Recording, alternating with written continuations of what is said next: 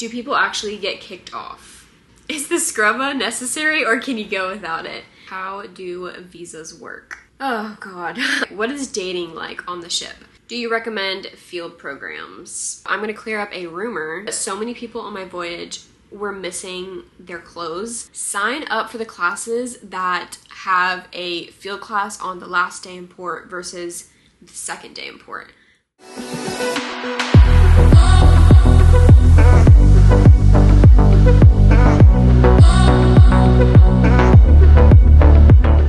Hi everyone, it's been a long time since I filmed a semester at sea video, so I'm super excited because I love talking about SAS, and I also loved watching these videos when I was preparing for SAS. Before I start the questions, I just want to say if y'all want to see more content from me, definitely check out my TikTok and my travel Instagram, just because I'm more active over on those platforms. It's a lot easier to post more over there. But for YouTube, I like to do long videos, so we're gonna be answering a lot of y'all's, we're gonna be answering all of y'all's questions actually. All right, SAS Q&A, let's go. First question, was it worth it? I think I can speak for most people in saying that yes, it was definitely worth it. I would do it again if I could. Next question, how was it living in a cabin for 4 months? I loved it. It was so fun. This definitely has a lot to do with your roommate, how you're gonna like your cabin. I had a great roommate, shout out to Maddie. We just clicked really well, and also like living together, it just worked. Also, you're really not gonna be in your cabin that much while you're on the ship. Most of the time I was only in my cabin at night and like before dinner time, but a lot of the times you're in common areas with your friends and not so much in a really small cabin. Why did I do SAS over a typical study abroad program? I kind of knew that I always wanted to study abroad, but I never really had a specific country that I was like, oh, I really want to go visit and study abroad there. And then when I found out about semester at sea, I just knew that that was the program for me.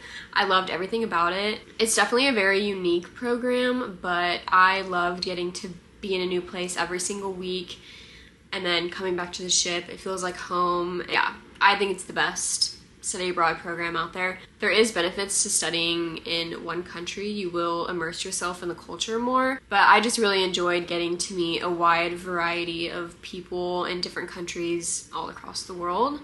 How far in advance did I plan everything? So I had heard the earlier that you apply, the better. So I definitely got on it pretty early. I had some friends that applied really late though, and everything was fine for them. I was originally gonna go on the spring 2022 voyage, and I applied for that in December of 2020. So about a year in advance. And then obviously I switched to fall. So technically I applied a year and a half in advance. And I would say that's definitely plenty of time to get everything situated with your home university and everything like that. How much did you spend in port?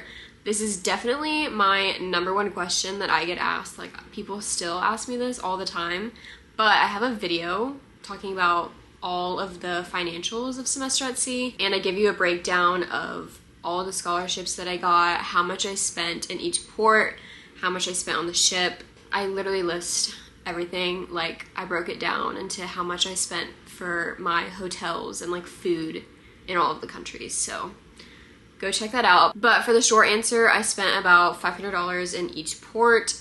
That answer will differ for everyone and your travel style. How did you book events for when you arrived in the countries? So most of the time we would book our stuff in advance on the ship computers, and it's a little hard to do this because there's only 4 for the whole ship, and you don't really have steady Wi-Fi to do it on your own computer.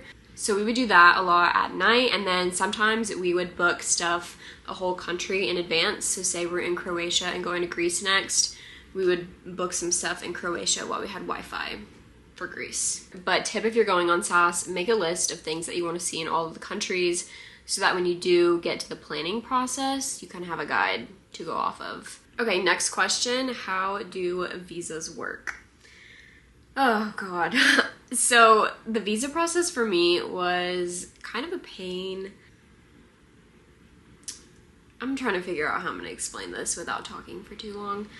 Basically, Semester at Sea will tell you what visas you need. We needed Kenya and India for my voyage. They will also let you know that you cannot apply before a certain date or else your visa will not be valid by the time that you arrive there. So once that date comes, you can then go and apply for your visas either through their website or you can do it through a third-party company. Semester at Sea highly recommends that you use Trevisa, which is a third party, but they are a lot more expensive than just going directly to their website, but it makes it a little bit easier for you, so there's pros and cons. For Kenya, I was able to do it on their website and I got it back within 24 hours. For India, something got messed up with my account on their website and I was reaching out to customer service and everything like that, but no one could help me. So then I went and applied for a visa through Trevisa, which is what Semester at Sea recommends. But it took a lot longer for my visa to arrive through them. And it also cost me like $250, I think. I don't remember exactly, versus it would have been like 20 or 30 on their website. But if you want it to be easier for you, go through Trevisa. A lot of people also used, I think it was called Atlas, but the website looked just a little bit like, I don't know the word, fake, I guess. And no one had really used them before, but it was a lot cheaper than Trevisa. But I did know several people that used it and they got their visas fine. One of my friends, I think hers was like, her picture was printed upside down. So she was concerned that it like wasn't okay, but everything was fine. So it's kind of up to you how you want to go about getting the visas, but it's definitely a process and you just have to be patient. All right, what is dating like on the ship? So I have a boyfriend, so I did not do any dating on the ship, but there was a lot of couples that formed on my voyage, and then there were also a couple of people that came on with their significant others. There's a little bit of everything. Next, was it easy finding your friend group on the ship? I would say yes. I think you kind of just find your people in like the most random ways. But I met Sophia first. Maddie and I were leaving breakfast, I think, and then we had asked Sophia to get breakfast with us the next morning, I'm pretty sure. But we were going through a time change, and so she missed breakfast. Like, she didn't show up. But we saw her later on, and then we just started hanging out with her, and we met her roommate, Massey. But yeah, it's really easy to meet people. Just, you meet someone, you probably will meet their roommate, at least in the beginning of the voyage. And then going along with this question, were you nervous about making friends going in? I don't think I was nervous about making friends going in. I was more nervous about like finding my travel group or like finding people that want to travel with me. But it's honestly really easy to find people to travel with. If you want to go do the same things, you can just tag along. Okay, this was another one that a lot of y'all asked. What is one thing that you wish you brought but didn't? And guys, I've been thinking about this since yesterday. I planned my Semester at Sea packing list like so far in advance. So I think I did a really good job of bringing everything that I needed. I'll put my packing list for y'all in the description, but yeah, I've been thinking about this since yesterday to try to come up with an answer for y'all. So there's two things. One was a little organizer bin for my snacks. There's not a lot of storage room in your cabin, and we were buying a lot of snacks, so we definitely needed a bin. I bought one in Spain because in Spain we had like stocked up on tons of snacks. So we bought that and then put it just like on a ledge in our cabin, and that was honestly great for the rest of the voyage. And then the other thing, I didn't end up bringing this, but I don't know what I would have done without it. My roommate Maddie brought it, so shout out to her. But it was just a string, like clothesline, to hang up our laundry on. And I don't know what I would have done without this because we were doing laundry all the time in our cabin. We didn't use the laundry service. So we made 2 extra hanging lines, one in our cabin and then one in our bathroom. And I don't know where we would have put our clothes if she didn't bring that. So thanks, Maddie.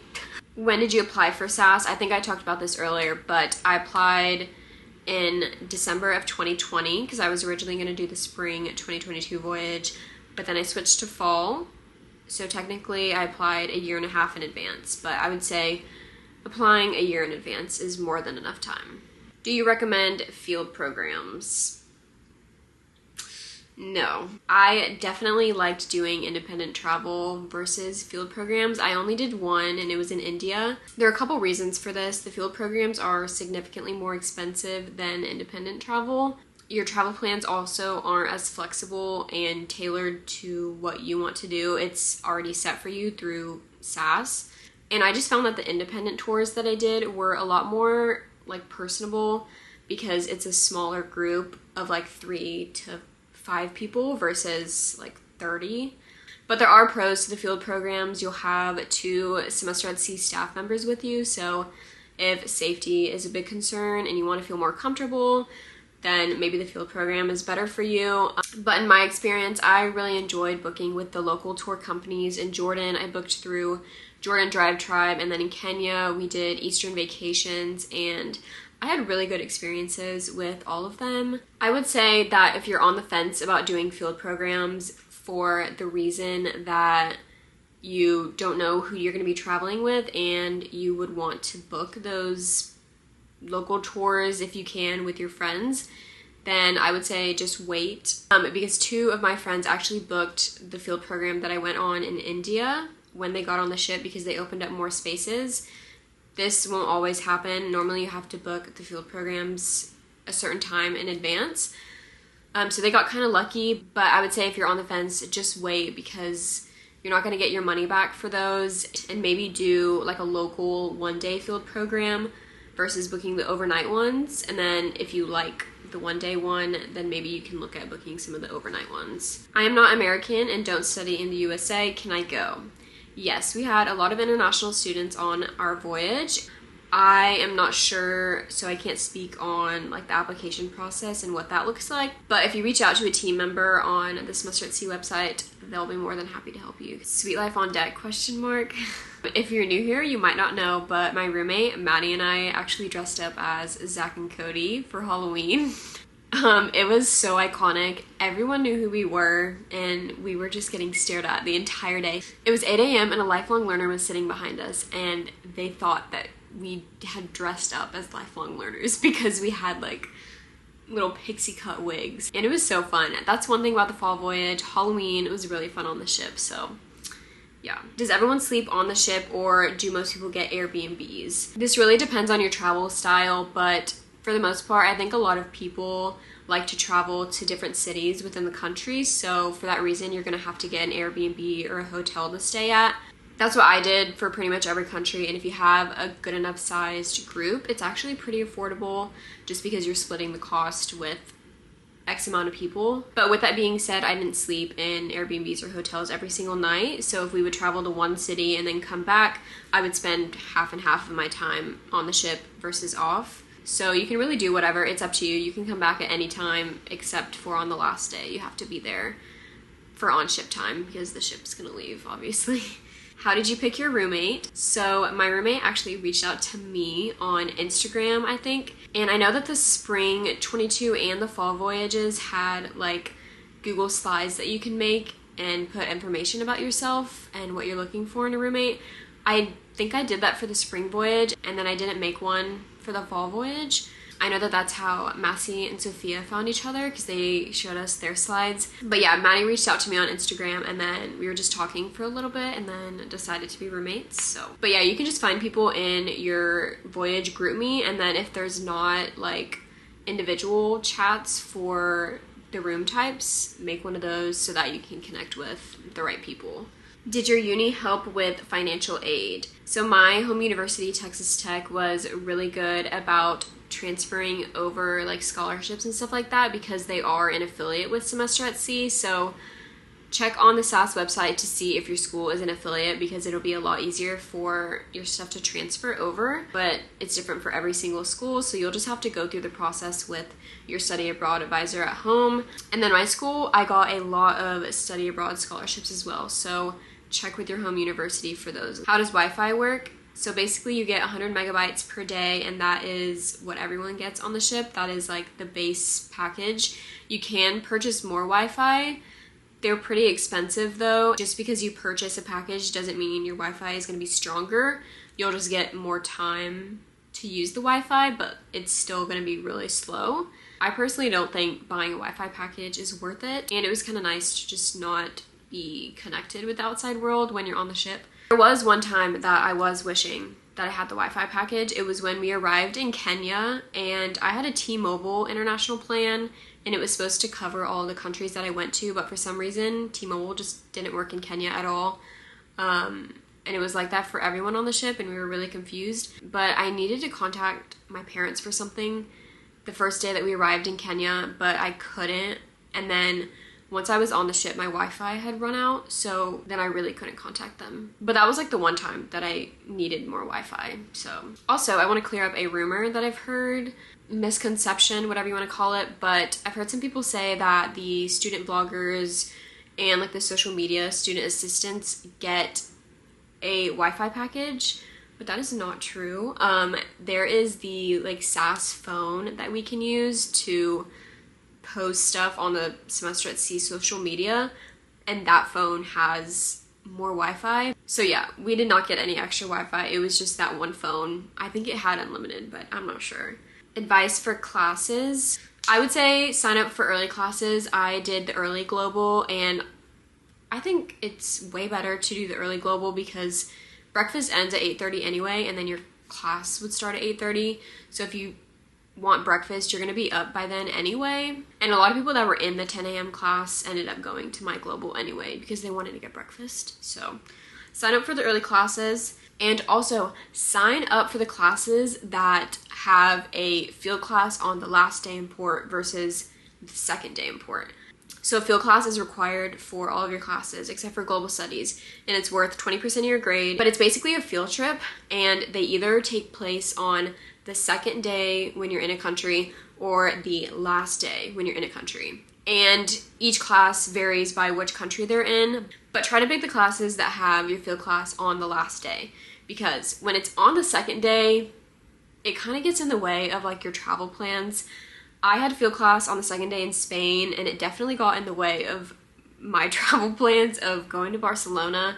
And then my roommate and I had to take like a 1 a.m. bus, and it was just a whole situation. So yeah, just to make your life easier, if you can, try to choose the ones that are all on the last day in port. What was your favorite country? This was what everyone was asking me when I got back from Semester at Sea, and I did not have an answer for them because it really is hard to say like your favorite country just because your experiences are so different and the people are so different everywhere you go. Also, someone on the ship gave us some advice before we disembarked saying you don't want to say, oh, this was my favorite country, because you're gonna say that to so many people asking you back home, and then your memories are kind of gonna like just only focus on that one country over time.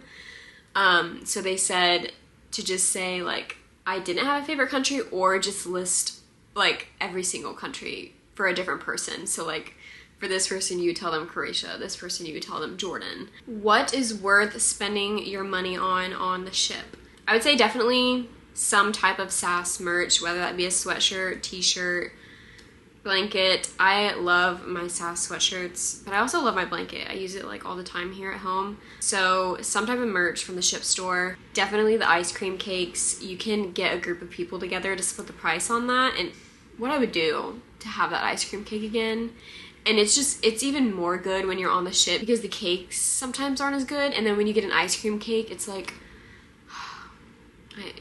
I miss those ice cream cakes. Snacks from the pool bar are definitely worth it, but those can add up. So I didn't buy anything at the pool bar until halfway through the voyage, and that was definitely good advice, because if I started in the beginning, then I would have spent a lot more money on snacks. But once you're farther into the voyage, the ship food is going to get a little bit more repetitive, and you're not going to want to eat the same foods as much. So treating yourself to something at the snack bar just hits different sometimes. How long is Semester at Sea? It's 4 months. Technically, I think it's like 105 days. And I did the calculations a long time ago, but I think you spend roughly 50-50% of your time on the ship and then in countries. How is the food on the ship? Pasta. Like, that is the number one thing that they have on the ship. So yeah, they have pasta, like a type of meat, vegetables, bread. They always have bread. And basically, it's just the same food, but like in a different font. So it'll be spaghetti one day, and then the next day it'll be like pasta with, I don't know, a different red sauce or a white sauce. It gets really repetitive, but it's not bad. You just have to mix it up for yourself or else you're gonna get tired of it. They do serve a lot of zucchini, and I became obsessed with it when I was on the ship. I never really ate it before going on SAS, but now I eat it all the time at home as a little snack, and it's actually really good on the ship. The best cake on the ship is, oh, I don't remember what it's called. I'll put the name. I have a picture of it, but it's this chocolate cake, and it's lined with this like icing. Oh, it's so good. That was Reagan and I's favorite cake, and I wish I could have it again. We would take like extras out of the dining room. We would put it in our bags because it was so good. Is there anything you wish you did differently? I can't really think of anything that I wish I did differently other than, I feel like this is kind of obvious, but take a lot of pictures in front of the ship. Like when you're in country, take more pictures with the ship behind you, because I have tons of pictures, you know, when we're in the ocean and we're on the ship, but I don't have hardly any of me standing in front of the ship, and I wish I would have gotten more pictures with like my friends and I don't know, we just like never thought to like take pictures in front of the ship. I don't know why. And then I like didn't take any until India, and then, you know, it's our last port, and then the next time we get off the ship we're leaving. So yeah, take more pictures in front of the ship because I feel like you just can't have enough. I definitely don't. I have like 3. Like on a serious note, I can't really think of anything I wish I did differently because I truly loved my voyage and I loved all of my experiences. Like, if anything, just like saying yes to more things. But I mean, I did so much. There's only like 1 or 2 instances where I can think of where I like didn't do something. It was in Portugal. It was the very first port. I was in Sintra, and we like didn't go up to the very top of like to the castle. But just very small things like that. I'm gonna keep saying this, but just say yes. Do people actually get kicked off? Definitely. I think my voyage has the record for that. So people will get kicked off for lots of different reasons. Drugs, I don't know. My mind is just going to one instance of why this one girl got kicked off, but I don't really want to talk about that. I don't know, but just like doing the wrong things, you know? But there was a lot of people on my voyage that got kicked off. Is the Scrubba necessary, or can you go without it? You can definitely go without it. I honestly really liked it because I would just put my laundry in there, and like I would use my hands, I would use my feet, like I would just be doing anything to that bag to get my clothes clean. And then I would like let it soak for a little bit versus like letting it soak in your sink if you want to hand wash. But definitely get the bigger size. My friend got the small size, and that is just, it's not big enough if you're wanting to do it in your cabin. You can also use the laundry service on the ship. It's $7 a bag, but so many people on my voyage were missing their clothes, and they would have to be texting in the sea chat saying, has anyone seen this shirt? Just a lot of people's stuff were getting lost. So was it hard to film during your trip? Do you feel like you didn't live in the moment enough? So I vlogged pretty much non-stop during my voyage in all the countries when we were on the ship, but I don't think that it took away really from any of my experiences. I think I was really good about like filming something and then like putting my camera away, but I'm also really glad that I have all of my videos to look back on because that is just like priceless. So I would say if you want to vlog, definitely do it. You have 4 months, it's a long time. Whenever I would get back from a country, I would load my footage onto my computer to edit, and on average, the total footage time for that country would be like an hour and a half. So when you put it into perspective, you have like 5 whole days in a country, and I only have an hour of footage. So I don't really think it took up that much time, but. What year would you recommend going on semester at sea? The most common year is definitely your junior year, and I would say, yeah, that's probably your best year to go. I went as a senior, and yeah, I would say that's definitely the most common year to go, just because it's nice to like have your junior year, you're a little bit older, but then also you have just like 1 year left of college. Do you still talk to the people you met on SAS? Of course. I feel like everyone probably still talks to the people that you meet on the voyage. I'll be seeing Maddie soon in like a month, and then we're planning a big reunion for my friend group soon as well. So I'm really excited about that because it'll be like a year since I haven't seen them, which is crazy. Did you feel safe, meaning with the guys and excursions as well? Scholarships. So for the second half of that question, scholarships I talked about in my previous video of how much did semester at sea cost. And then, yeah, I felt safe almost everywhere I was. I would say just having like a good number of friends in your group that you're gonna be traveling with definitely helps versus traveling with like 1 or 2 people. Do you ever get FOMO for some of the events back home on campus that your friends did but you missed? Personally, I didn't, just because I love traveling and like semester at sea has been a dream that I've wanted to do for so long. And being in a new place every single week, it's so fast paced that it's like hard to keep up with stuff going on back home. If anything, it was just nice to see what people were doing back home and then just like catching up on everything once you get back. Do you get homesick? This will vary on the person, but again, kind of like the last question, I like love traveling and I could have traveled after semester at sea, but I know some people were definitely ready to go back home, so it really just depends on the person. How do you prepare financially, such as saving and working for SAS? The earlier that you know you're gonna do semester at sea, the easier it'll be to save up for it. So I was able to work a sales job for like a year and I made commissions, which was very nice. Another similar thing would be like serving, because you can get a lot of money in tips. So just jobs like that you can get bonuses and stuff, I think helps a lot. What was the hardest part of SAS? Honestly, either leaving to go get on the ship or leaving the ship to come back home. My travel journey getting to the ship was very chaotic and I do not do well with jet lag. So I was just all over the place before getting on the ship. And then disembarking or leaving the ship was obviously really hard because you're leaving your home that you just lived for the past 4 months. And it was really hard just leaving the ship knowing that like you're probably never going to see it again, and also leaving the crew members because they are actually the nicest people that you will ever meet in your entire life. Yeah, okay, now that I'm like talking about it, leaving the ship is definitely the hardest part. Just forget about what I said earlier. Do they actually provide all of the services at the salon? Personally, I never went to the salon, but I think they do provide everything that's listed. I'm not sure. I'll insert a picture of the spa list with like all the prices and stuff. That's the only thing I got on that. What was your least favorite thing about semester at sea? Questions like this, I just don't know how to answer because I really loved everything about it. But speaking from other experiences that I heard from other people, I would say like if you're introverted, it's really hard to get alone time on the ship because you have a roommate and then like you're always traveling with people and you know, you live on a ship, so there's nowhere really to go. And then also just how fast-paced everything is. It can get kind of overwhelming because you don't have weekends. So any day that you're on the ship, you have class. And then when you're in the country, you obviously want to go out and travel. I loved it, but it can definitely be challenging at times for some people. Okay, I'm editing right now and I completely forgot about this, but sometimes the ship will smell so bad and it's because they're dumping the waste into the ocean, but it came in through our bedroom vents and it'll come through in like the dining halls and stuff. But yeah, just thought I would share that little fun fact with y'all.